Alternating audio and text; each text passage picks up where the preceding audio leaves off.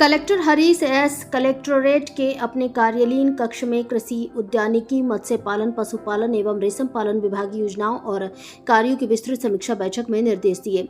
Collector Harish S ने कहा कि कृषि और आनुषंगिक विभागों द्वारा विभागीय योजनाओं का बेहतर क्रियान्वयन कर किसानों और ग्रामीणों के आर्थिक विकास के लिए सार्थक प्रयास किया जाए।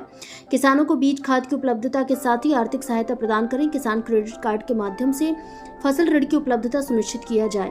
वहीं साग सब्जी उत्पादन एवं उद्यानिकी फसल लेने और पशुपालन, कुक्कुट पालन, सूकर पालन, बकरी पालन सहित ककून उत्पादन जैसे आय मूलक गतिविधियों के लिए ग्रामीणों को प्रोत्साहित कर उन्हें आवश्यक सहायता मुहैया कराई जाए।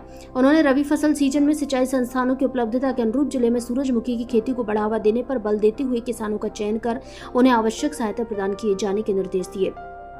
कलेक्टर ने रबी फसल सीजन में मिलेट्स की खेती के अंतर्गत रागी की पैदावार हेतु किसानों को प्रेरित कर ज्यादा से ज्यादा रकबा में रागी की पैदावार लेने पर जोर दिया। वहीं पुष्प फसल क्षेत्र विस्तार के तहत गेंदा फूल की खेती को प्रोत्साहित किए जाने के निर्देश दिए। उन्होंने जिले में कटहल की खेती को भी बढ़ावा देने के लिए पहल करने की आवश्यकता बताई। कलेक्टर ने जिले में मछली पालन के लिए प्रधानमंत्री मत्स्य संपदा योजना अंतर्गत किसानों को स्वयं की भूमि में तालाब निर्माण के लिए सहायता प्रदान किए जाने कहा। वहीं ग्रामीण इलाके में ग्राम पंचायतों के अधीन अधिकाधिक तालाबों के पट्टे स्व सहायता समूहों तथा मछुआ समितियों को प्रदान करने के निर्देश दिए। उन्होंने जिले में झींगा उत्पादन को भी प्रोत्साहित करने हेतु किसानों को लाभान्वित किए जाने कहा। कलेक्टर हरीश एस ने पालतू पशुओं के टीकाकरण में अद्यतन प्रगति लाने के साथ ही कृत्रिम गर्भाधान के लिए ज्यादा ध्यान देने के निर्देश दिए। इस दिशा में प्रशिक्षित पशुधन मित्रों की सेवाएं लेने कहा। वहीं कुक्कुट पालन के साथ ही आय संवर्धि के मद्देनजर बटेर पालन को भी प्रोत्साहित किया जाने कहा। राज्य डेयरी उद्यमिता विकास योजना अंतर्गत दुग्ध उत्पादन के लिए चयनित हितग्राहियों को उन्नत नस्ल के दुधारू पशुओं की उपलब्धता पर ध्यान केंद्रित करने के निर्देश दिए।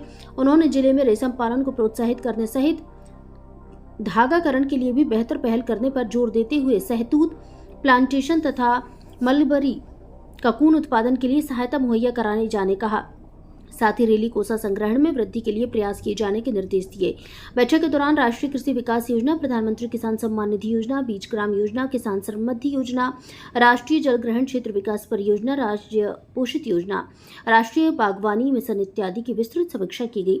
बैठक में उप संचालक कृषि राजीव श्रीवास्तव, संचालक मत्स्य पालन मोहन राणा, उप संचालक उद्यानिकी सुरेश ठाकुर सहित पशुपालन रेशम पालन विभाग एवं छत्तीसगढ़ राज्य बीज विकास निगम के अधिकारी मौजूद रहे। भारत संवाद से सुमित वाजपेयी की रिपोर्ट।